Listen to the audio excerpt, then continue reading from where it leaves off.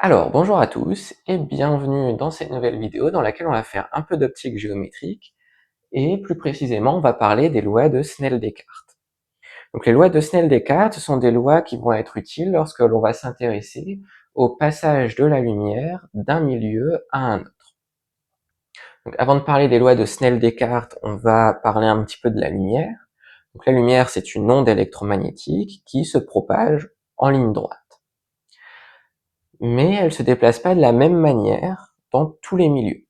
Et quand je dis pas de la même manière, en fait, c'est surtout la vitesse de la lumière qui va être impactée en fonction du milieu dans lequel elle se trouve.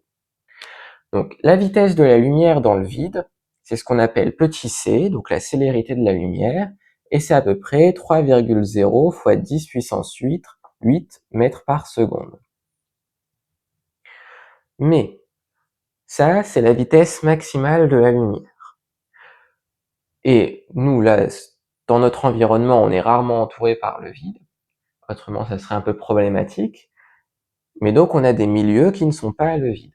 Et ces milieux ont ce qu'on appelle un indice de réfraction qui est noté petit n, donc c'est l'indice de réfraction d'un milieu, donc ça n'a pas d'unité, et d'où ça sort cet indice de réfraction? Eh bien justement c'est lié à la vitesse de la lumière dans ce milieu-là, puisque la vitesse de la lumière dans un milieu d'indice n, ça sera c sur petit n.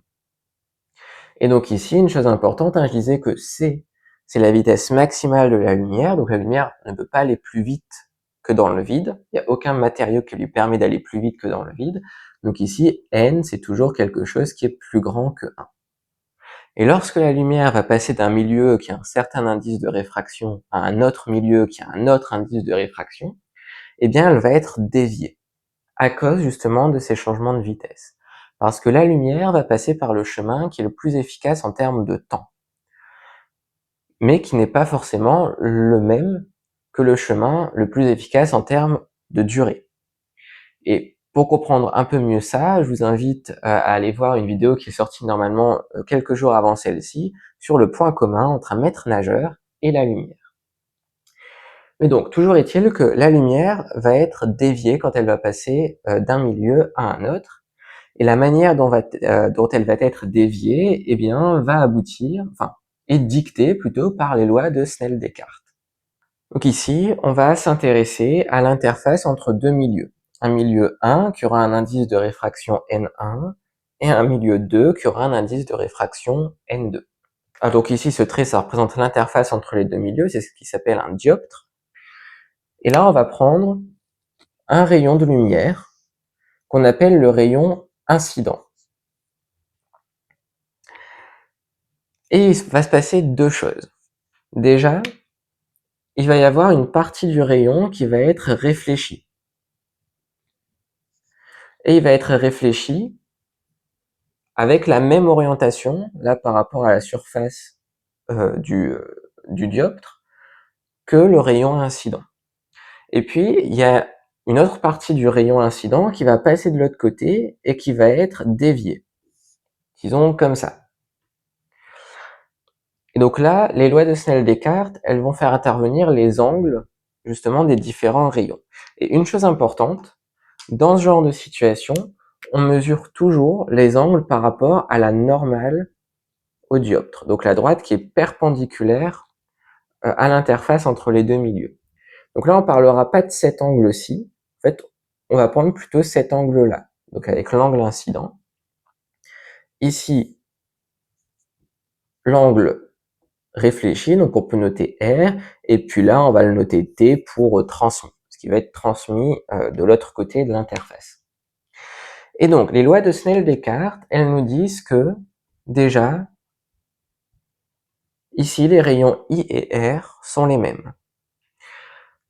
Aussi, une chose importante, c'est que généralement, on oriente les angles. C'est-à-dire qu'il y a des angles positifs et des angles négatifs. Et donc là, ici, donc toujours pareil, on prend comme référence la normale. Donc là, l'angle va être orienté de la normale vers l'extérieur, pareil ici et pareil ici. Et ensuite, pour trouver le signe de l'angle, eh bien, c'est comme en mathématiques, c'est le sens trigonométrique. Donc dans ce sens-là, les angles sont comptés positivement et dans l'autre sens négativement. Donc là, si on veut adapter cette loi en tenant compte de cet angle-là, eh bien on va avoir I qui est égal à moins R. Et puis ensuite, on va avoir donc une loi aussi, mais qui va plutôt porter sur l'angle T. Et là, on va avoir sinus I fois N1 est égal à N2 sinus T. Donc là, ici, ces deux lois sont appelées les lois de Snell-Descartes. Donc ça, c'est la loi sur la réflexion et là, sur la réfraction. Et d'ailleurs, petite info, hein, partout ailleurs dans le monde, donc en dehors de la France, ces lois s'appellent simplement les lois de Snell. Mais comme on est très patriote en France, on a voulu à tout prix caser un nom de scientifique français à côté.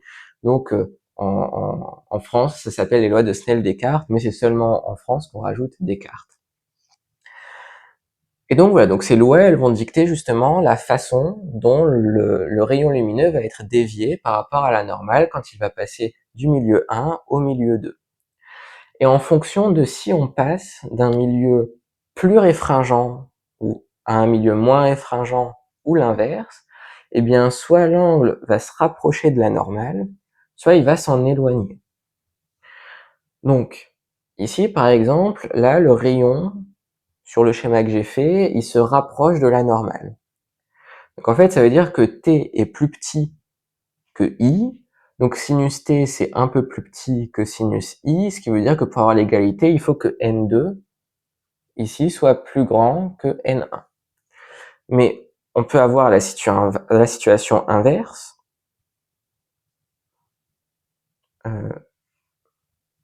Par exemple ici I, où on passe d'un milieu, donc toujours N1, à un milieu d'indice de réfraction N2, mais cette fois-ci on va avoir par exemple N1 qui est plus grand que N2, et dans ce cas-là, le rayon lumineux, il va s'éloigner de la normale. Ici, l'angle va s'ouvrir.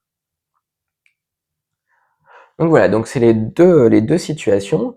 Et en fait, ici, si on essaie de pousser un peu plus loin ce qu'on observe, il y a un moment, si là l'inclinaison est suffisamment grande pour le rayon incident, eh bien il y a un moment où en fait le rayon là, il va être exactement le long de la surface du dioptre. Et dans ce cas-là, en fait, bon, le rayon réfléchi, je l'ai pas représenté, mais il y en a toujours un, donc il est ici. Et dans ce cas-là, en fait, on va parler de réflexion totale. Enfin, de phénomène de réflexion totale. C'est-à-dire que tout le rayon incident va être réfléchi et il n'y aura pas de rayon réfracté. Et ça, ce phénomène, c'est quelque chose qui est, qui fera l'objet d'une autre vidéo et qui est utilisé, qui est l'un des principes sur lesquels repose la fibre optique. Et justement, je garde ça pour une prochaine vidéo pour parler également donc de la fibre optique et en quoi ce phénomène de réflexion totale est important pour la transmission des informations. Donc là ici, les lois de Snell-Descartes, ce qu'il faut retenir, donc c'est ceci, ces deux relations-là, avec le schéma qui va avec, et puis le fait que les angles sont toujours mesurés par rapport à la normale et orientés, donc ils ont un signe. Et donc ce signe, il est toujours pris par rapport à la normale. Donc on va s'arrêter là pour cette vidéo, j'espère qu'elle vous aura aidé d'une manière ou d'une autre. Si c'est le cas, pensez à vous abonner et à mettre un j'aime à la vidéo. Et puis je vous dis à bientôt pour une prochaine vidéo.